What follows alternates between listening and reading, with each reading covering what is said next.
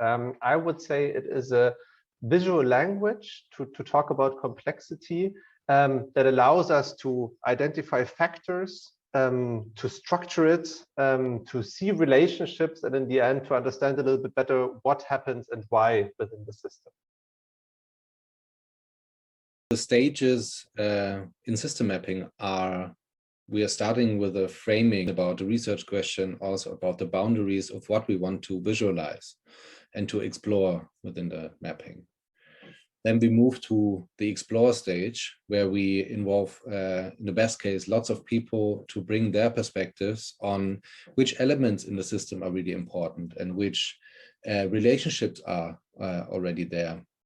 And in the last step, we search for leverage. So if we are now knowing that the map is kind of valid, that we are thinking that's how in the direction of reality the system is, then we can have a look at the leverage and where we are thinking, where we can intervene. So basically searching for opportunities and for opportunity areas in the system map to then go forward and develop ideas and innovative solutions. So yeah, I can draw from our experience a little bit in Peru, where we had a 3-day workshop with more than 35 stakeholders representing various stakeholder groups.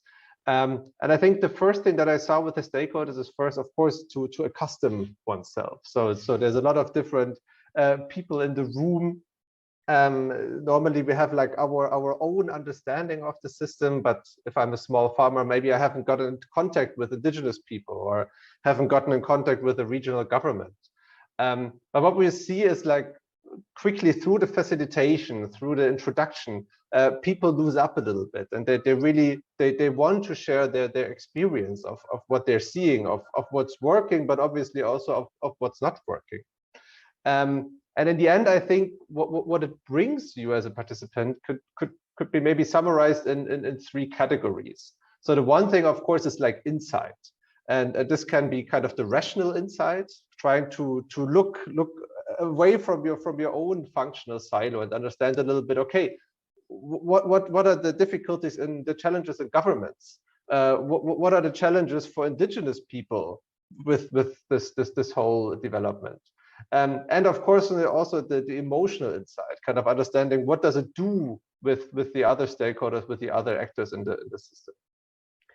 The second, I would say, is kind of the collaboration that it enhances. So if I go to a meeting, if I saw the stakeholders, also in the breaks or through the discussions, they connected. So it was also kind of this engaging, almost like a networking event, but also that kind of fosters a little bit better understanding, and of course also builds the basic for then afterwards initiating collective action together. What it also brings is kind of a degree of trust between the participants. So when they're exchanging, when they're discussing, but also when they're understanding the perspectives of the others, it really builds it's a trust that it's also like another human being in the end, acting for rational reasons.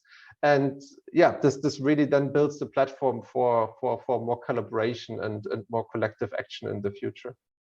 The way that we see systems mapping connected to effective collaborative action is on one side from a process perspective. So oftentimes we get the question of how do we start using effective collaborative action?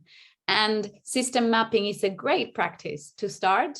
If we look at the building blocks, it's about understanding the system and having a collective shared understanding of that system.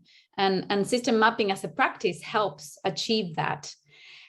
Also from a how perspective, from a learning and building capacity perspective on effective collaborative action, I think system mapping is a great tool to learn experientially what we call systems leadership, which is this understanding that things are much more complex than what we think they are.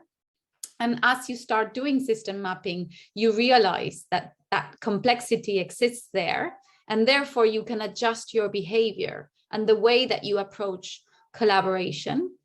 And also from a relational perspective, as we were saying in the masterclass, that shared understanding can bring trust among stakeholders.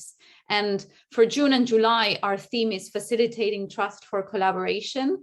And the phrase that we are using is listen to understand, and understand to develop trust for collaboration. So for us, system mapping is that bridge between understanding and developing trust.